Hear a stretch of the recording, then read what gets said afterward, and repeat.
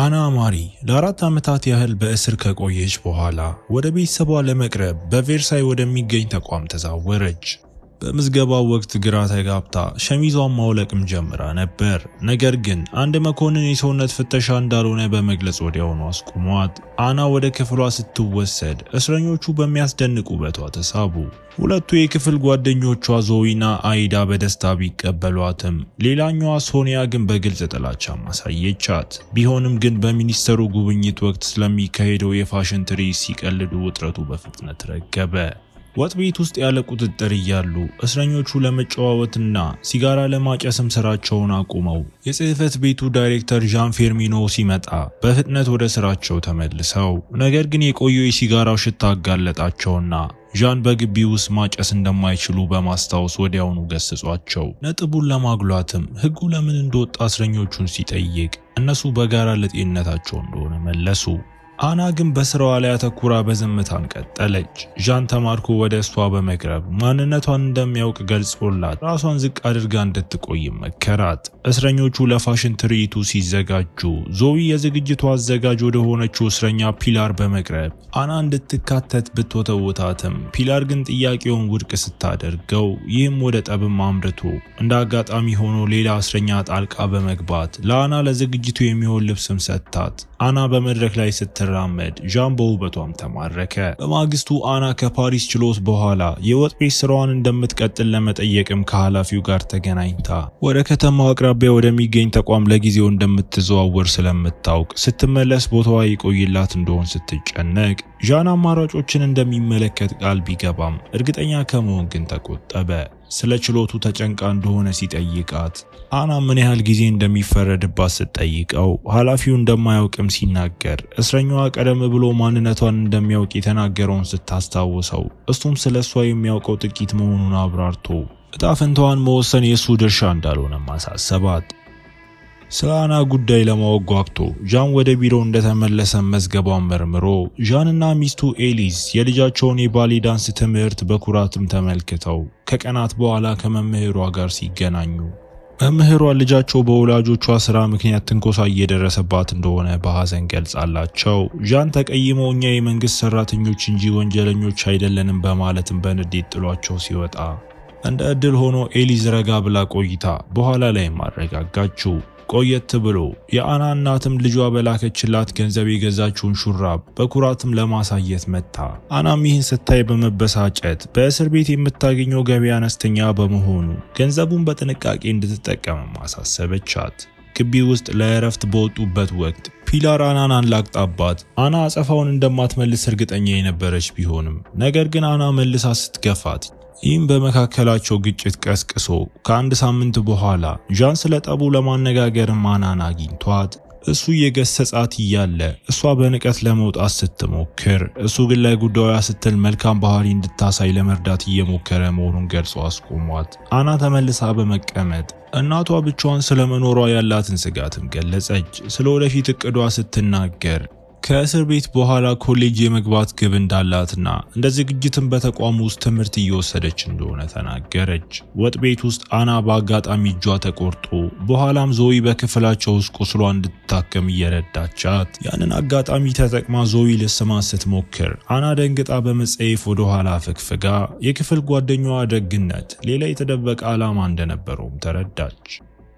ከጠበቃዋ ጋር ከተገናኘች በኋላ የተጨነቀችው አና ለዣን 15 ዓመት ሊፈረድባት እንደሚችል ስትነግረው ዣንም በችሎቱ ወቅት በምትቆይበት በፍለሪ ሜሮጊስ እስር ቤት ስላለው አስቸጋሪ ሁኔታ አስጠንቅቋት መልካም ዕድል ሲመኝላት እሷ ስትመለስም የወጥ ቤት ስራዋ እንዲቆይላትም ደግማ አሳሰበችው።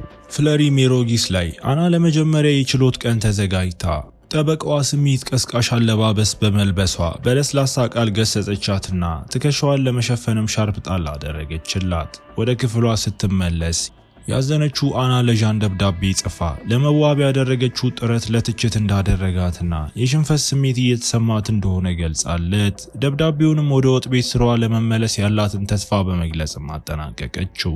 ዣን ደብዳቤውን እያነበበ እያለ ሚስቱ ምን እያደረገ እንደሆነ ጠይቃ ወደ አልጋ ስትጠራው እሱም የደብዳቤውን ላኪ ሳይጠቅስ ዝም ብሎ በቅርቡ እንደሚመጣ ነገራት።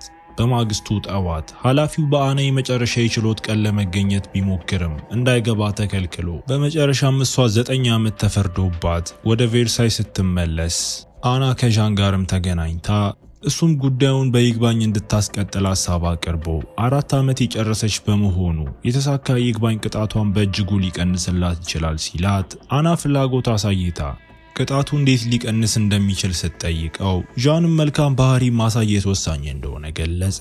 የወጥ ቤት ስራው ስለተያዘ ዣን አናን በጥገና ስራ ላይ መድቧት፣ ነገር ግን በሳምንት 1 ቀን በቢሮ ውስጥ እንድትሰራ ምድል ሰጣት። ስራዋም ዣን ካገኘው አቅራቢ የሚመጡ ቅናሽ የተደረገባቸውን ምርቶች ማዘዝ፣ ለእስረኞች በዝቅተኛ ዋጋ መሸጥና ክምችቱንም መቆጣጠር ነበር። አና ቢሮ ውስጥ ስትሰራ ዣን እየመጣ በስራዋ ተደንቆ፣ ነገር ግን እጃቸው በአጋጣሚ ሲነካካ የማይመች ስሜት ተፈጥሮ፣ ይህም በመካከላቸው ከዚያ ያለፈ ነገር ይኖር ይሆን የሚል ጥርጣሬ በአና ውስጥ አሳደረ። ቆየት ብሎ በስነ ጽሑፍ ትምህርት ወቅት እስረኞቹ መውደድ ስለሌለባት ሰው ስለወደደችው ስለ ፌድራ የተባለች ሴትም እየተወያዩ ውይይቱ ወደ የተከለከለ ፍቅር ርዕስ ሲዞር አና ሐሳቧ ወደ ኃላፊው እየተጓዘ በጥሞና አዳመጠች። በእስር ቤቱ ቤተ መጻሕፍት ውስጥ ዣን አና ስትጽፍ አግኝቷት ስለ ስነ ጽሑፍ ትምህርት እንደሆነ ቢገመትም እሷ ግን ለሌላ ነገር እንደሆነ ነግራው ጭንቀቷ ስለታወቀው ምን እንደሆነ ለመጠየቅ አጠገቧ ተቀምጦ አናም በቀጥታ ችግሩ እሱ እንደሆነ ነግራው ከዚያም ማስታወሻዋ ለሱ እንደሆነ ገልጻ ትታለትም በፍጥነት የወጣች ሲሆን እነሱ ሳያውቁ ፒላር ንግግራቸውን እየሰማችም ነበር። ዣን ማስታወሻውን ሲያነብ አና ለእሱ ስሜት እንዳላትም የገለጸች ሲሆን ነገር ግን ስሜቷ ተገቢ እንዳልሆነ አምና ወደ ሌላ እስር ቤት እንድትዘዋወርም ጠይቀዋለች።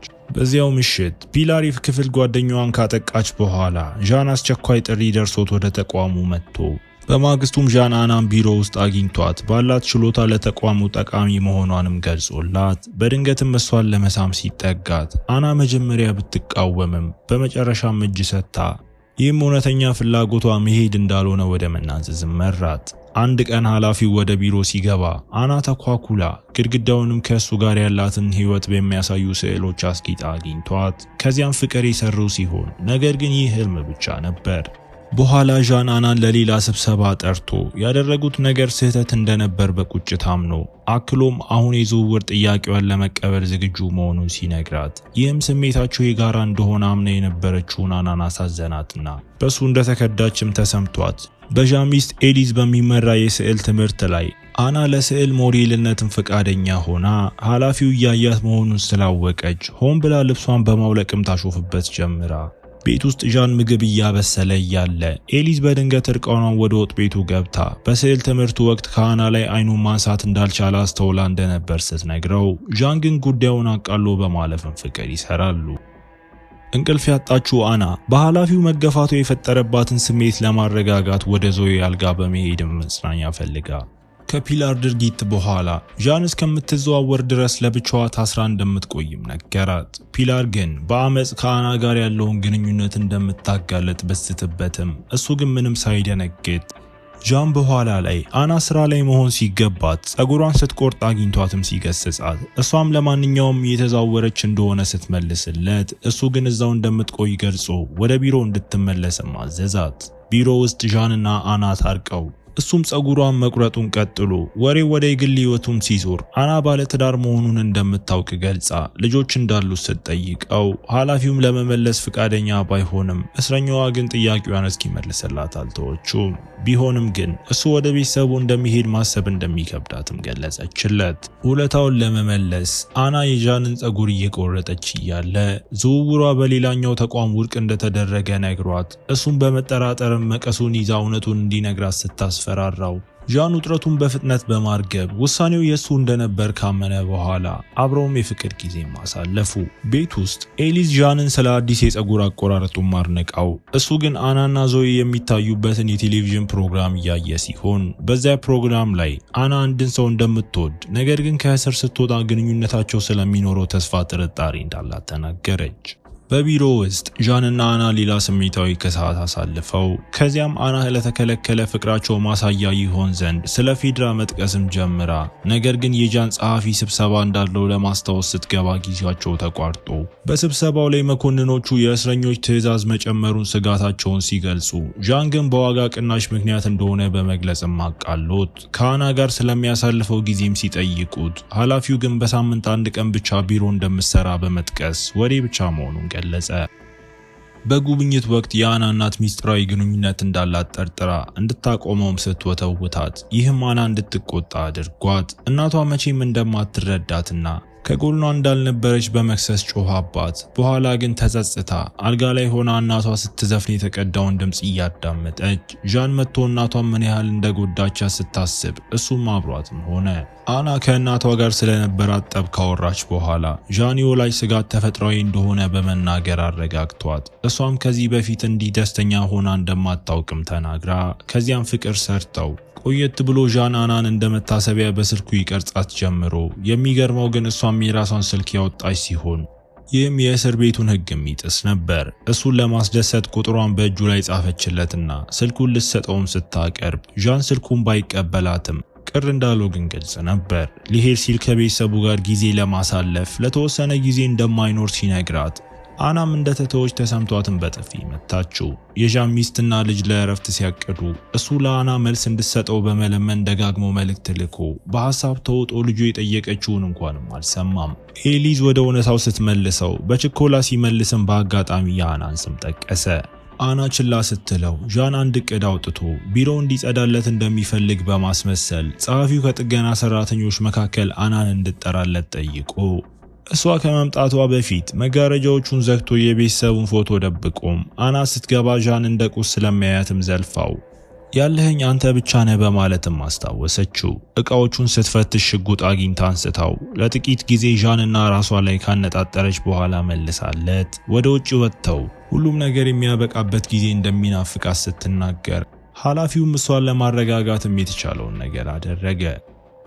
ከቤተሰቡ ጋር ለእረፍት በሄደበት ወቅት ዣን ስለ አና ከማሰብም ሊቆጠብ አልቻለም። በሌላ በኩል አናና የክፍል ጓደኞቿ በክፍላቸው ውስጥ ድግስ አድርገው ቆየት ብሎ ኃላፊው የፍቅረኛውን ስሜት ቀስቃሽ ፎቶዎችና ቪዲዮዎች ከዛ ድግስ ተቀበሉ። በማግስቱ አና እናቷን በጉጉት ብትጠብቅም እንዳልመጣች ተነግሯት ስልኳን አንስታ ስለ እናቷ ለመጠየቅ ወደ ዣን ብትደውልም እሱ ግን ከሚስቱ ጋር የፍቅር ጊዜ እያሳለፈ ነበር። ባሏን በሚረብሸው ስልክ ተበሳጭታ ኤሊዝ ስልኩን ቀምታ ወርውራው ዣን ሊመልስ ባለመቻሉ አና ተስፋ ቆርጣም በጭንቀት ተውጣ ሕይወቷን ለማጥፋትም ብዙ መድኃኒቶችንም ስትወስድ እናያታለን። አና በአስቸኳይ ወደ ሆስፒታል ተወስዳ ዣንም እረፍቱን አቋርጦ ከጎኗ ለመሆን መጥቶ በቤተሰቡና በእስረኛዋ ላይ ባለው ስሜት መካከል ግራ ተጋብቶ መጠጥ ቤት ውስጥ መጠጣት ጀምሮ ሰክሮ ወደ ጭፈራው ገባና አና መስለውም ከአንዲት ሴት ጋር እየደነሰ እጁም ማላወስ ሲጀምር ግን ሴቷ ተቃውማው ሌሎች ሰዎች ጣልቃ በመግባትም ከቦታውም አስወጡት። ወደ ሆስፒታል ሲመለስ ዣን የአናን እናት አግኝቶ እሷም የአና ጤንነት እየተሻሻለ እንደሆነ ነግራው፣ ሆኖም ወደ አና ክፍል ለመግባት ሲሞክር ግን አንድ መኮንንም አስቁሞት መኮንኑ የፍርድ ቤት ምርመራ እንደተጀመረና የእስር ቤቱ ሰራተኞች ከአና ጋር እንዳይገናኙ ታገደው እንደሆነ ገለጸለት። ቤት ውስጥ ኤሊዝ ዣንን ስላልመጣ ተጣላችውና ሶፋ ላይ እንዲተኛም አድርጋው ከቀናት በኋላ ዣን በተቋሙ ውስጥ ባሉ ችግሮች ምክንያት በእስር ቤት ባለስልጣናት ተጠርቶ ኃላፊው ምንም እንደማያውቅ ቢገልጽም መርማሪው ከአንዲት ፒላር ከተባለች እስረኛ ከአና ጋር ስላለው ግንኙነት የሚገልጽ ደብዳቤ እንደደረሳቸውም ነገረው። ዣን ፒላር በዝውውር ስለዛተባት በንዴት ያደረገችው እንደሆነ በመግለጽ ጉዳዩን ለማቃለል ሞክሮ፣ ሆኖም መርማሪው ብዙ ቅሬታዎች እንደቀረቡና የመጀመሪያ ደረጃ ምርመራ እንደተጀመረም ገልጾ መርማሪው አና የእስር ቤት ሕግን በሚጥስ መልኩ 2 ስራዎች እንደነበሯት ሲጠቅስም ዣን በበኩሉ የቢሮ ስራዋ በሳምንት አንድ ቀን ብቻ እንደነበርና ለዛም ብቁ እንደነበረችም ተከራክሮ መርማሪውም እስረኞች አናን የኃላፊው የቤት እንስሳ እንደሚሏት ቢናገርም ዣን ግን በዚህም ግድ አልሰጠውም። አና ስልክ ሲጠቀስም እንደ አዲስ ነገር በመገረም ብዙ እስረኞች ደብቀው ስለሚያስገቡት የተለመደ እንደሆነም ገልጾ ለመጨረሻም ዣን በንዴት ተነስቶ ስልጣኑን በመጥቀስ ውንጀላዎቹን ወሬ ናቸው በማለትም ውድቅ አድርጎ ሊወጣ ሲል መርማሪውም አና ወደ ፍለሪ ሜሮጊ ስም እንደምትዘዋወር ነገረው። ቤት ውስጥ ዣን በልደት ቀኑ ቤተሰቡ ሰርፕራይዝ አድርገውት በበዓሉ ወቅትም ኤሊዝ ምርጫም ሰጠችው፣ ወይ ወደ ሌላ ተቋም መዘዋወር አሊያም ከቤት መውጣት። በዛ ምሽት ዣን ከአና ጋር ያለውን ህይወት በሐሳቡ ተመልክቶ በመጨረሻም ቤቱን ለቆ ለመውጣትም ወስኖ ከተወሰነ ጊዜ በኋላ አዲሱ አፓርታማ ውስጥ የበሩ ደውል ሲጮህ ነክቶ ሚስቱና ልጁ ለሳምንታዊ ጉብኝት መጥተው የነበረ ሲሆን ዣን ጠቃሚ ስራ እንዳለበት በመግለጽም ይቅርታ ጠየቃቸው። በፍለሪ ሜሮጊስ ውስጥ እንደ ሰራተኛ በመመሳሰል ዣን ወደ ጣሪያው ላይ ወጥቶ አናን ሲመለከትም የአናን ትኩረት ለመሳብ ርችቶችን ተኩሶ በኋላም በአና እናት ስልክ ደውሎ ርችቶቹ ለእሷ የሰጣት ስጦታ እንደሆኑም ነገራት። ግንኙነታቸውን ሚስጥራዊ ለማድረግ ስለፈለገ በይግባኝ ችሎቷ ላይ እንደማይገኝ ገልጾም አክሎም አእምሮውን ለማረጋጋት ከስራ እረፍት እንደወሰደ ነግሯት አና ይግባኟ ተቀባይነት አግኝቶ የአንድ ቀን ፍቃድ ካገኘች በቅርቡ እንደሚገናኙ ማረጋገጠላት። አና በጣም ተደስታ ቀኑን በጥሩ ሆቴል ውስጥ አብረው ማሳለፍ እንደምትፈልግ ነግራው ጥሪውን ከመዝጋቷ በፊትም ከእሱ ጋር ህይወት ለመገንባት እንደምትመኝ ገልጻ እንዳይረሳት ለመነችው። ከይግባኙ በኋላ ቅጣቷ ተቀንሶ የቀጠሮ ፍቃድም ተሰጥቷት በታቀደው መሰረት እሷና ዣን ሆቴል ገብተው የፍቅር ጊዜም አሳልፈው ከዚያም አና በፍጥነት ተነስታ ልብስ መልበስ ስትጀምር ይህም ዣንን ሁል ጊዜ የሚፈልጉት ነገር ይህ እንደሆነ እንዲያስታውሳት አደረገው። አና ዣን ሚስትና ልጅ እንዳሉት ስለምታውቅ የጥፋተኝነት ስሜት እንደሚሰማ ስትገልጽ ዣንም ይህ የእሱ እንጂ የእሷ ሸክም እንዳልሆነ አረጋግጦላት እሱ ለሲጋራ ወደ ውጪ ሲወጣ እሷ ለጤናው መጥፎ እንደሆነ በጨዋታ አስታወሰችው። አንድ ሱቅ ውስጥ ዣን ላይተርና የሲም ካርድ ገዝቶ በኋላም አና እንድትደውልለት ሲም ካርዱን ሰጥቷት ቀደም ሲል የሰረዛቸውን እቅዶች ለማካካስ ዣን ልጁን ወደ ትምህርት ቤት ለመውሰድ ወደ ቤቱም ሄደ። ልጁን ሲጠብቅ ከአሊዝ ጋር ተነጋግሮ አናን እንደሚወዳት አምኖም ኤሊዝ በክህደቱ ተጎድታ አና ነፃ ስትሆን እንደምትረሳውን ማስጠንቀቃው ቀድሞውኑ የተረጋጋ ስራ አፍቃሪ ሚስትና ልጅ እንዳለው ማስታውሳው ዣን ከመሄዱ በፊት ኤሊዝ በፍቅርም አቅፋው ለዘላለም እንደማትጠብቀውም ገልጻ እንዲነቃ ነገረችው። ከጥቂት ቆይታ በኋላ የዣን ስልክ ወጥ ቤት ውስጥ ሲጮህ ኤሊዝ አንስታም አና መሆኗን አውቃም በምሬት አና ህይወታቸውን እንዳጠፋችና እሷን ብትጠፋ ለሁሉም የተሻለ እንደሚሆንም ነግራት አና ግን የደወለችው ለዣን እርጉዝ መሆኗን ለመንገር እንደነበርም እናውቃለን። ነገር ግን ከእሱ ጋር ማውራት ስላልቻለች የክፍል ጓደኛዋ ወደ ሕክምና ክፍል ሄዳ ሁኔታውን እንድታሳውቅ ብትወተውታትም አና ግን ዣንን አጋልጣ ስራውን አደጋ ላይ መጣን ስላልፈለገችም ፈቃደኛ አልሆነችም። ጓደኛዋ ልጁን ማቆየት ትፈልግ እንደሆን ስትጠይቃት አና ቤተሰብ እንደምትፈልግ ነገር ግን የሌላውን ቤተሰብ በማፍረስ እንዳልሆነም ገለጸች። ወደ ስራ ተመልሶ ዣን ወደ አና ለመደወል ሞክሮ ጥሪ ስለማትመልስለትም የድምጽ መልእክትም ትቶላት ከጥቂት ደቂቃዎች በኋላ ፖሊሶች እሱን ሊያስሩት መጥተው የሰውነት ፍተሻ ሲደረግለት አና በፖሊሶች ታጅባ ስትሄድም አያት። በኋላም አንዲት መኮንን ለአና የደወለባቸውን መዝገቦችና ሲም ካርዱን ሲገዛ የሚያሳየውን የቪዲዮ ማስረጃ አሳይታው ዣን ዝም ሲል ስራውን ለማዳን እውነቱን እንዲናገርና አና እንደተጠቀመችበት እንዲገልጽ መከረችው። እውነቱን ቢናገር እንደማይፈረድበት ነገር ግን ሚስጥራዊ ማስጠንቀቂያ ብቻ እንደሚሰጠው ማረጋግጣለት በተንኮል ተጠቅማበታለች በመባሉ ተቆጭቶ ዣን መኮንኗ ከአና ጋር ስላለው ግንኙነት ምንም እንደማታውቅም በቁርጠኝነት ተናገረ። ዣን በመጨረሻ ለእስረኛው የሲም ካርድ በመስጠትና የፍቅር ግንኙነት ውስጥ በመግባት የተከሰሰ ሲሆን ይህ ጥፋት እስከ 3 ዓመት እስራት የሚያስቀጣ ነው። ችሎቱን ሲጠባበቅ በክትትል እንዲቆይና ከአና ጋርም እንዳይገናኝ ታግዶ በሌላ በኩል አና እስር ቤት የምትቆይ ሲሆን ዳኛው እንደገለጹት ግን ይህ ባይሆን ኖሮ ልትፈታ ትችልም ነበር። በአና የፍቃድ ቀን ዣን ትዕዛዝ ጥሶ በድንገት ሊጠይቃት መጥቶ መኪና ውስጥ እንድትገባ ሲወተውታት እሱ እዛ መገኘት እንደሌለበትም ነገረችው። ዣን ግን ከመኪናው ወርዶ እሷን በመሳብ አብረው እንድትሄድ ሊያሳምናት ቢሞክርም ሆኖም ግን አንድ ሰው በድንገት ቀርቦ አናም ዣንን ትታ ከሰውየው ጋርም በፍጥነት ሄዳ ዣን ተቆጥቶ አናንና አጃቢዋን ለመጋፈጥ ቀድሟቸው ሄዶም አና ፊት ቆሞ ለእሷ ሲል ሁሉንም ነገር እንደተወ ሲያስታውሳት አጃቢዋም ጣልቃ በመግባትም ዣንን ወደ መሬት ገፍቶት አና መወሰን አቅቷትም ለጥቂት ጊዜ ዣንን ዞር ብላ ተመለከተችውና ትተው ሄደች።